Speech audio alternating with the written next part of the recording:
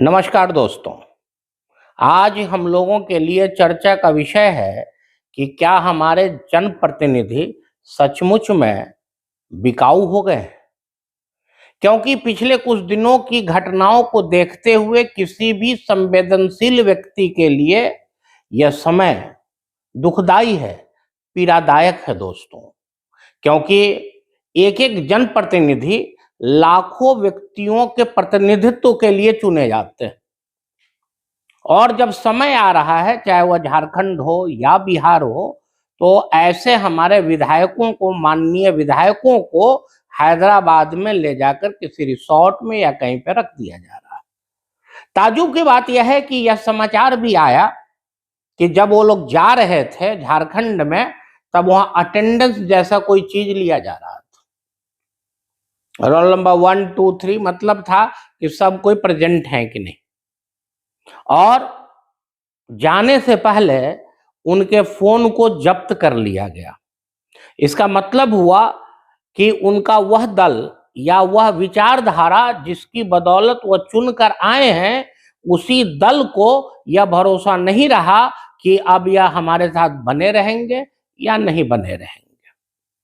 हमारे जनप्रतिनिधि, जिस देश में दल बदल कानून लागू है दोस्तों, काफी पुराने समय से ही लागू है, जिसके चलते आपकी सदस्यता भी जा सकती है, वहां भी लोग जिस विचारधारा की बदौलत चुन कर आते हैं, अपने व्यक्तिगत लाभ और हानि के लिए बिल्कुल विपरीत विचारधारा से जाकर के मिल जाते हैं। इसका मतलब हुआ उनके आस्था, निष्ठा, विश्वसनीयता पे अब किसी को भरोसा ही नहीं रहा।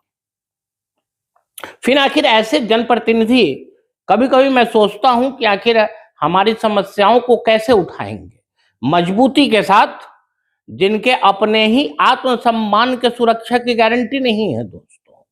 आप एक आम नागरिक को भी अगर आप कहिए कि तुम्हें यहाँ 24 घंटे, 48 घंटे, एक सप्ताह तक रहना पड़ेगा, तो शायद वह भी इसका विरोध करेगा। और भारतीय संविधान में उसे सुरक्षा दी गई है। हम और आप किसी को ऐसे कहीं भी ले जा करके रख नहीं सकते हैं। यद्यपि कानूनन बाधा इसलिए नहीं आती होगी क्योंकि बाद में ये लोग बोल देते हैं कि हम वहां घूमने गए थे, हम वहां मौज मस्ती के लिए गए थे, हम वहां समय काटने के लिए गए थे। क्योंकि कानून सिर्फ नैतिकता के आधार पे तो चलती नहीं है। यहाँ पे तो साहब उन्हें गवाही देना पड़ेगा कि फिर उन्हें जबरदस्ती ले गए थे कुछ लोग। लेकिन सबसे मजबूत सवाल यह है आज के दौर में कि क्या हम लोग दोषी नहीं हैं? क्या हम लोग ऐसे कमजोर इच्छा शक्ति वाले व्यक्ति को जनप्रतिनिधि नहीं बना रहे हैं, जिनके की आस्था, निष्ठा और विश्वसनीयता पर ही लोगों को भरोसा नहीं रहा? मेरा मानना है कि भारत में जितनी भी विचारधारा है, चाहे वह किसी भी पंथ का हो, दक्षिण पंथ हो या कोई भी पंथ हो, कोई भी गलत नहीं। हर व्यक्ति को यह अधिकार है कि वह अपनी विचारधारा के प्रतिनिधि को चुने।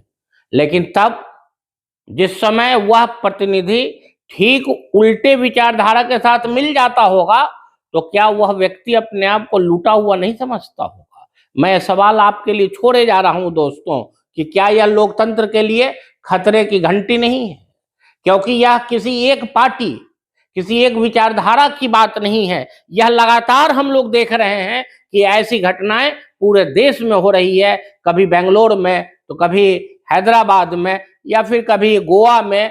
जहां भी हो रहा है, लोगों को ले जाते हैं, वहां पे बंद करके रखते हैं। आखिर उस बंद होने के पीछे का कहानी क्या है, जनता जानना चाहती है। मैं यह सवाल आपको छोड़े जा रहा हूं और हमें इसका उत्तर खोजना पड़ेगा। और मेरा यह निवेदन है कि अब जब भी चुनाव हो, तो कृपया किसी ऐसे दृढ़ इच्छा शक्ति वाले व्यक्ति को ही अपना जनप्रतिनिधि चुने, जो कम से कम अपनी आत्मसम्मान की सुरक्षा कर सके। उसकी आस्था, निष्ठा और विश्वसनीयता पे किसी को कोई संदेह नहीं हो। जय हिंद दोस्तों, जय हिंद।